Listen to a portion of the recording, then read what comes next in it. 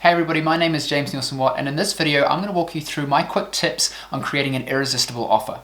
So if you're running a practice or you're building a health program online, you need to be getting clients. And to get clients, you need to be making offers to your audience to get people to engage with you so that they will basically work with you, right? And so everyone's thinking, well, how do I make PDF guides and videos and webinars and offers for consultations? And ultimately what this comes down to is you are creating what we call an irresistible offer. An irresistible offer is an offer that's irresistible to your audience, right? A PDF guide or checklist that is unattractive, no one wants. A PDF guide or checklist that's irresistible and everybody wants it is perfect, and that will generate you business.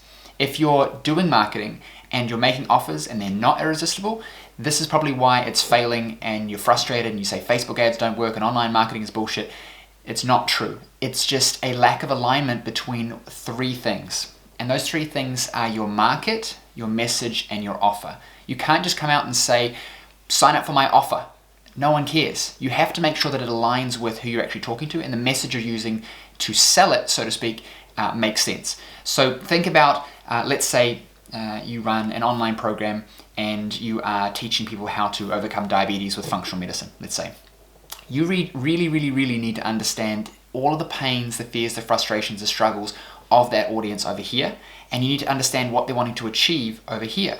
So for example, I might have diabetes and maybe I'm overweight, maybe I don't sleep well, maybe my blood tests results are bad, etc., etc. That's the objective truth. But what is the emotional reality for that person? How do they feel? Do they feel good inside? Do they feel happy? Do they feel energized? Do they sleep well? Do they have great relationships with friends and family and kids? Or are they worried about their health? Are they stressed because they've got young kids and maybe they're not concerned about the diabetes, so to speak, but the general health trend that they're heading on? Maybe they're worried about dying young, right? So you have to look at what are the fears, what are the frustrations, what are the struggles, pains, problems, all of that of their current reality, how it's affecting them, how it's affecting their family, how it's affecting them financially, with work, etc. And you want to really kind of build this up because people don't change unless they're disturbed by the situation. If my house is on fire, if I think that my house is fireproof and nothing's going to happen and I'm not going to die, then I probably won't do anything about it, which is why when it rains badly in a storm, like a hurricane or whatever, unless it's really bad, we don't think that our house is going to collapse. Like, it's a bit windy, but our houses are strong, so they're not going to fall over, so we're not worried because we're not disturbed by the rain, by the wind. Now, if it's super severe and it's a hurricane, then maybe I am concerned.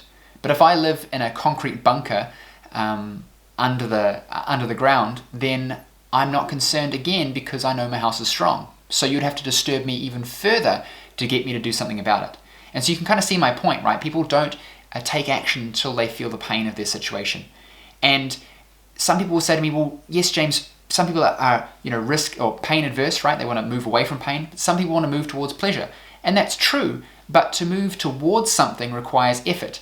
And the willingness to achieve that thing, to go after it, I believe there's an underlying pain of not having the thing. That's why I want it, right? Why else would I do anything different? If the thing gave me stuff, but it wasn't really going to change my current situation particularly much by having it, why would I push for it when what I have is good enough?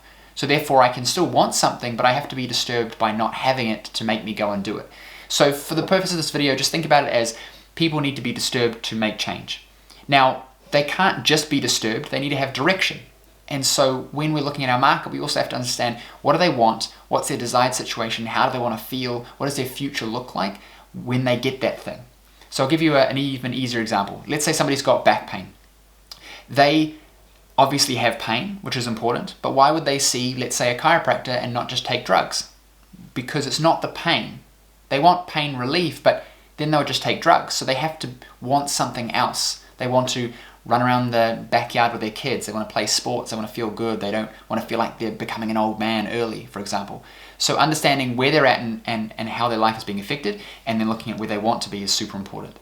And this is when you understand your market, you can position yourself properly in the middle as the perfect, obvious step to go from where they are, stepping on what you offer to where they want to be. Now, that's the market part of market message offer. When you're looking at your message, it's about how you actually communicate that. You can have the perfect understanding of your market, but if you're not connecting with it in your story, when you are pitching this thing, or when you're writing this thing or making this offer, then people are not going to take action.